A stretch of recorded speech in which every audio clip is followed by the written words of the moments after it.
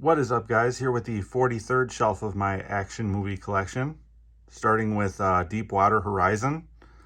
Fantastic Peter Berg movie here. Mark Wahlberg and him do really good work together. This was no exception. Absolutely phenomenal. Great cast, great action, looked like $1 million. Great disaster movie. Worth checking out for sure if you haven't seen it before. Big fan. Then we have The Magnificent Seven with Denzel Washington, Chris Pratt, and Ethan Hawke. Quite a cast here. Never seen the original, so can't really compare it. But I do really love the cast. The action was absolutely out of this world. The chemistry between Denzel and Chris Pratt was amazing. Antoine Fuqua, great director. Can't say enough bad things about him. 100% worth checking out. Then I have Legion. This was one of those under the radar kind of movies that came out earlier in the year, like January, February when it came out. So people weren't like really talking about it heavy, but the cast was great. The story was good. Took place in one location, which probably kept the budget down. Great movie, worth checking out for sure if you haven't seen it before.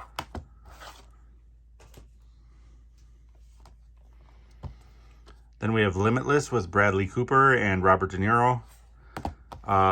Great movie. I mean, just a fantastic story.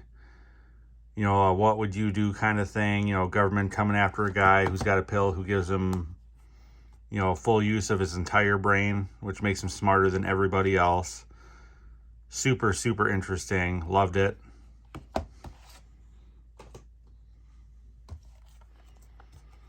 Then we have A Good Day to Die Hard. Worst of the Die Hard movies, easily. Still fun to watch, but nowhere near the level of the other ones. I'd rather watch Live Free or Die Hard than this one.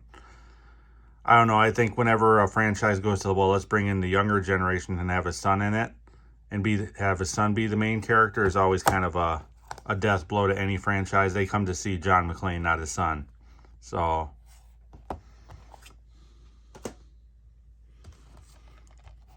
then we have Pirates of the Caribbean on Stranger Tides. Great movie. Fun watch. Just as good as the original three. This role was made for Johnny Depp, and he does perfect at it. I'm not usually a Johnny Depp fan, but he does great in these movies. Then we have Red. Love this movie. Not a big John Malkovich fan, but he kind of stole this movie with running with the dynamite on his chest, playing the crazy part. Carl Urban did fantastic in this movie, so did Helen Mirren. Can't say enough good things about this movie.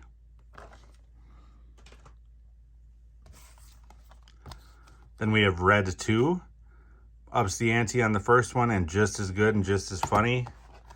Anthony Hopkins' character was a little irritating to me, but the rest of it was just spot on perfect.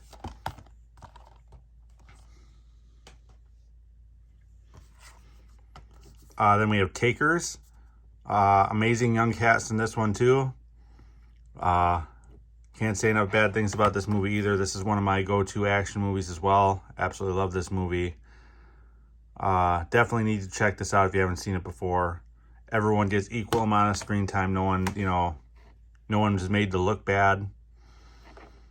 So, great heist movie.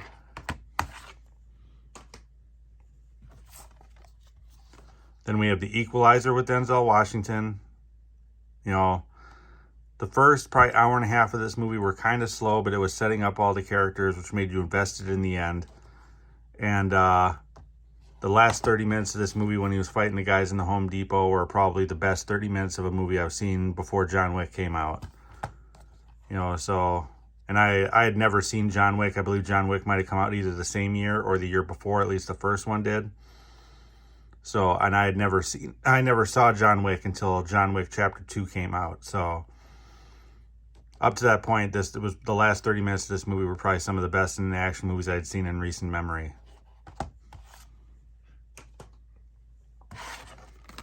Then lastly, we have the remake of Red Dawn. Love this movie as well. I loved the original, but I really love this movie. I wish it kind of would have been a little longer. It was kind of short. But I do love this movie. I love these kind of what if this happened kind of movies, you know, based in the real world kind of deal. So, I mean, love the cast, love the movie, love the concept. You know, kind of in a way would have liked to have seen a sequel to it, to be honest, just to kind of see where they would have taken it. But, yeah, I love this movie. Comments down below on what you thought of this Red Dawn remake.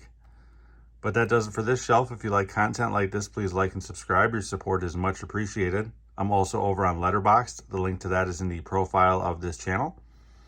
Otherwise, until next time, guys.